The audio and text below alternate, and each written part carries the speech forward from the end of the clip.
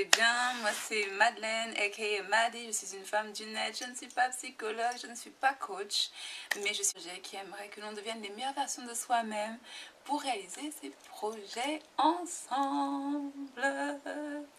Voilà, alors j'espère que ça se passe bien pour vous. Donc ça c'est moi après un shampoing et 4 heures de sommeil.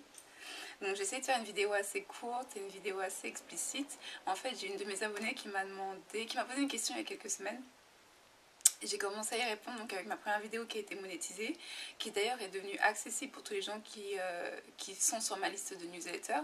Donc si vous voulez voir cette vidéo là en entier et gratuitement pour voir si franchement mon contenu ça mérite d'être payé, allez-y, inscrivez-vous sur la newsletter, comme ça vous pouvez découvrir un peu les astuces que j'ai données, comme entre autres la lecture du visage, les expressions du visage ou du langage corporel et ce genre de choses là, parce que du coup je lâche tout ce que c'est jamais tout, mais je lâche un maximum de choses que je connais et du coup je mélange tout dans un paquet pour que vous puissiez avoir toutes les astuces et les petits trucs pour savoir si vous pouvez faire confiance à une personne qui est en face de vous, ok?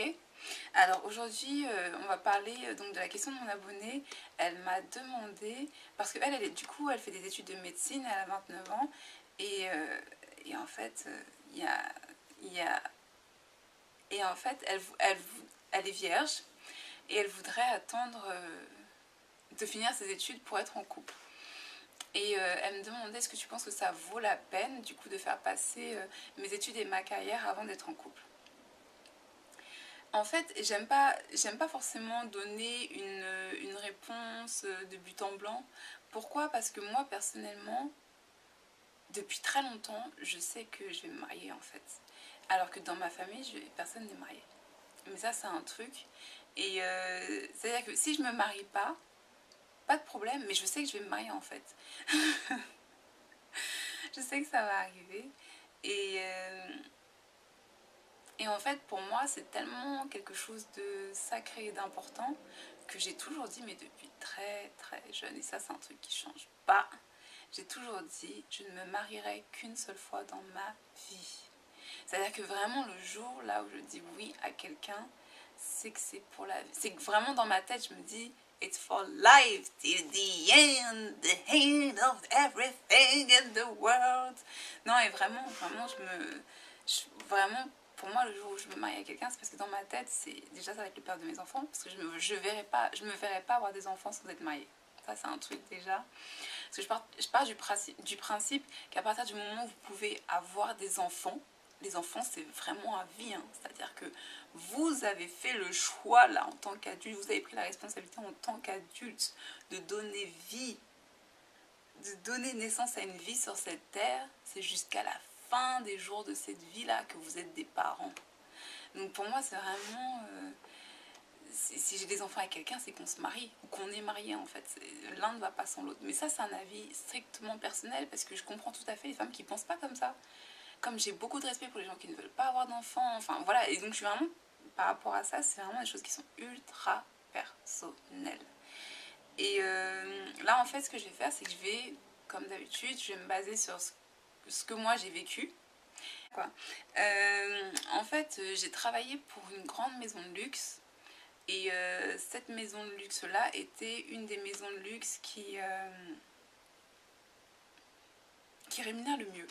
C'est-à-dire que moi j'ai gagné relativement bien ma vie en sachant que j'ai pas de bac, en sachant que moi ça a toujours été système D, c'est-à-dire que j'ai fait mon CV en autodidacte, c'est-à-dire que j'ai jamais rien appris à l'école de ce que je fais aujourd'hui, je l'ai jamais appris à l'école. Et donc j'étais très bien payée pour quelqu'un qui avait à cette époque 26 ans et qui avait fait 0 école et qui faisait son bonhomme de chemin. Et en fait, à la fin, comme c'était un CDD, à la fin de ce CDD, vous avez ce qu'on appelle des primes de fin de mission. Et en fait, il faut savoir que c'est pas les mêmes primes de fin de mission que les personnes qui travaillent en intérimaire. Pour avoir déjà travaillé en tant qu'intérimaire, en tant qu'hôtesse ou très très jeune, j'ai fait de l'intérim dans une boîte de télécommunications, des trucs comme les primes de fin de mission que vous allez avoir, c'est sympa, mais c'est pas ouf. Et dans cette maison de luxe, les primes de fin de mission, c'est à base de 5 chiffres en fait. Hein. C'est vraiment un nombre comme ça.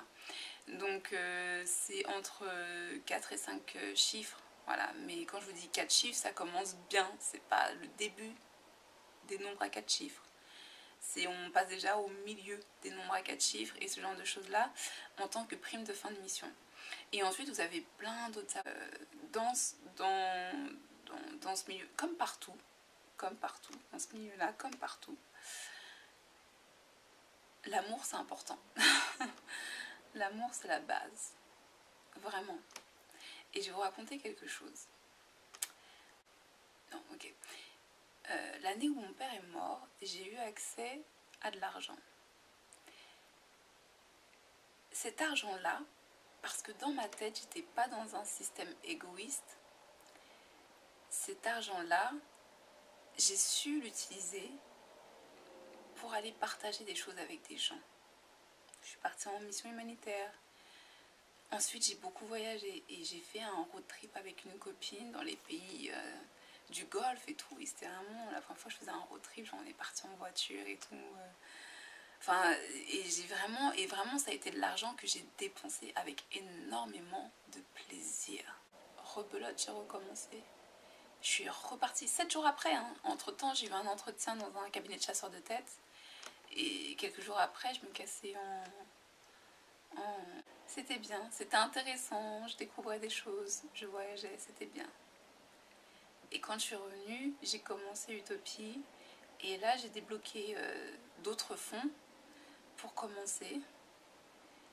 Et voilà, Et voilà.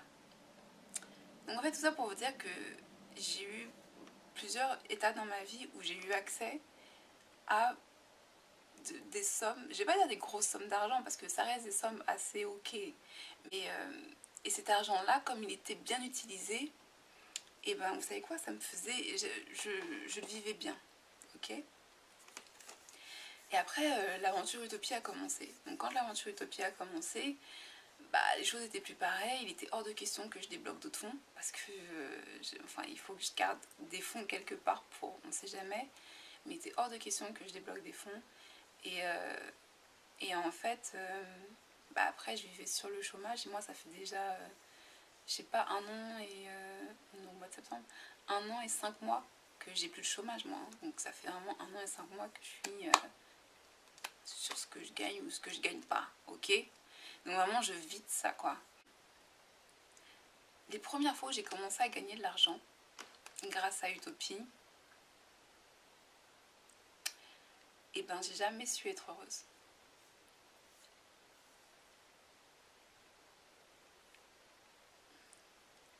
Non.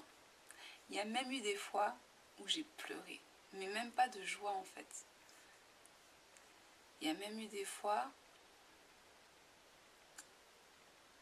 où ça m'a rendue triste, ça m'a mis, je me suis dit putain mais je suis en train de voler de l'argent des gens, alors que non, alors que tu sais les gens ils ont payé pour leur truc, ils l'ont reçu et tout tu vois, mais ça me mettait dans des états, des fois c'était un truc de ouf, mais vraiment c'était c'était un truc de ouf, c'était pour moi c'était genre mais Madeleine tu te rends pas compte, t'es en train de mais pourquoi, enfin tu sais je sais pas, mais je partais dans des délires, et ça m'est encore ça m'est arrivé il y a pas longtemps encore ça, vraiment.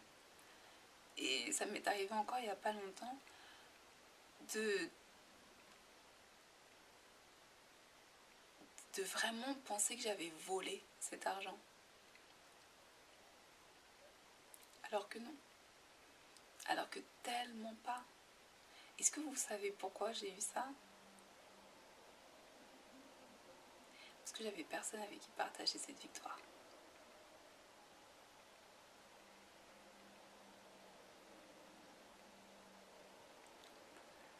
Parce que j'avais personne avec qui partager ça.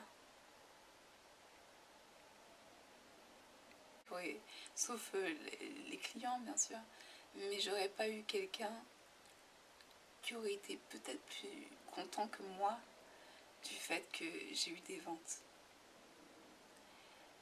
Et ça change tout.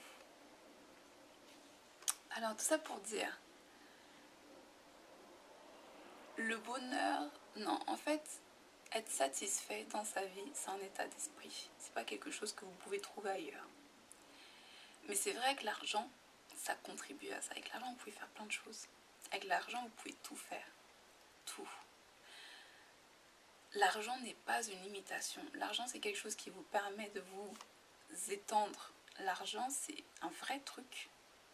Et les gens qui me disent, ouais, le capitalisme, j'ai envie de leur dire, putain, mais pourquoi vous êtes des hypocrites?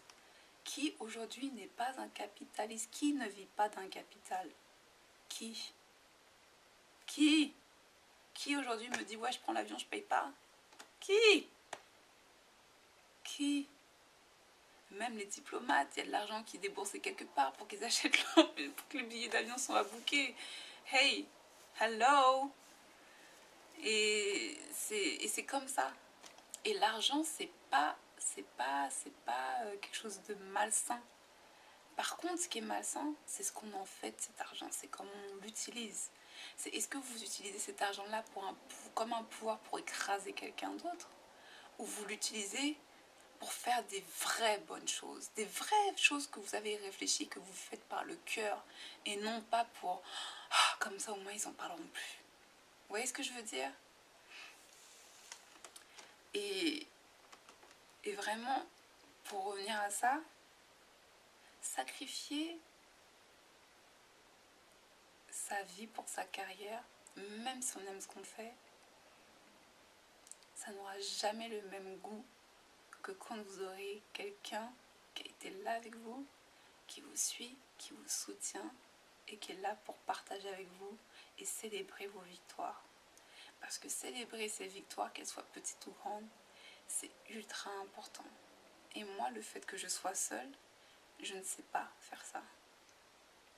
Et je sais que même quand ça va de ce côté-là,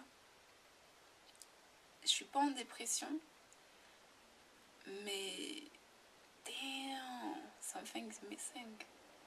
Là, il manque quelque chose.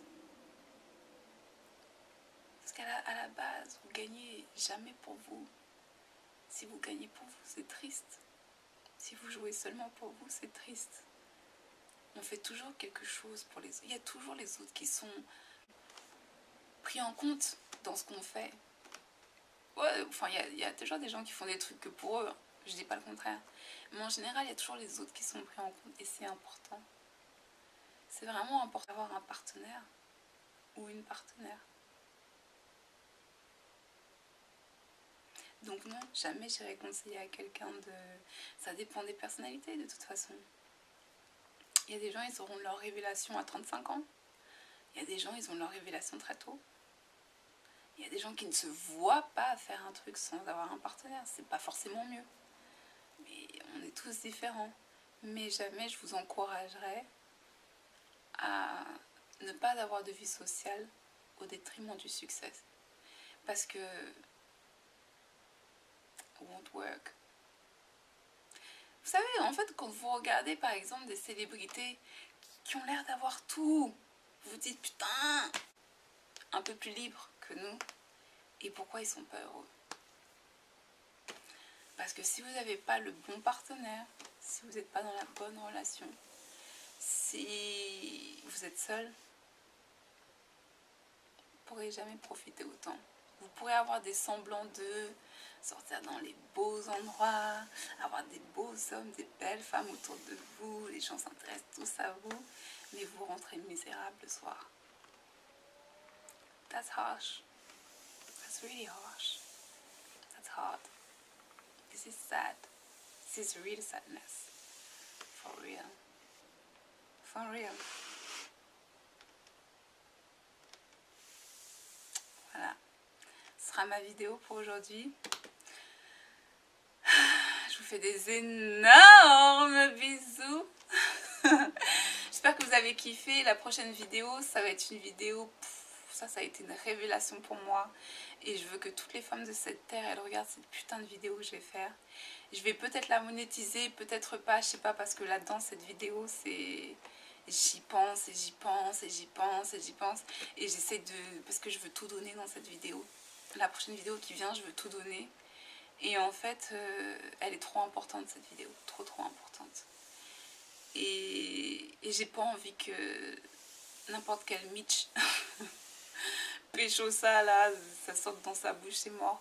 Donc c'est possible que je la monétise, je vous le dis clairement. Mais vous avez bien vu mes vidéos, elles sont pas le prix ultra accessible. C'est vraiment juste pour pouvoir contrôler mes contenus. C'est pas pour me faire de la thune dessus, c'est pour contrôler mes contenus. D'ailleurs, merci aux 3 personnes qui ont acheté la vidéo précédente. Merci beaucoup pour votre confiance. J'ai eu quelques petites galères, mais cette fois-ci, j'ai compris. J'ai compris. Comprendo. Je rigole. Moi, je vous fais des bisous. Moi, je dois enchaîner. On se voit bientôt. Namasté. Bye.